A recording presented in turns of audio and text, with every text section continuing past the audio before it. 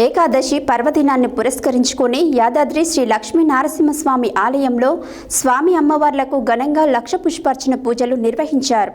ఆలయ అర్చకులు సుమారు గంటపాటు ప్రధాన ఆలయంలోనే ప్రధాన ఆలయ ముఖమండపంలో లక్ష పుష్పార్చన పూజలు పంచరాత్ర ఆగమన శాస్త్ర ప్రకారం చేపట్టారు.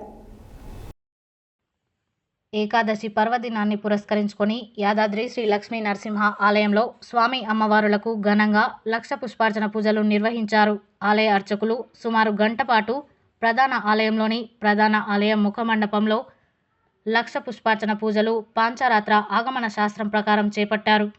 ఆలయ అర్చకులు వేద పండితుల వేద మంత్రోచ్చారణ చేత సన్నాయి మేళం నడుమ ఆలయ సాంప్రదాయం ప్రకారం ఈ ఉత్సవం శాస్త్రోక్తంగా జరిగింది.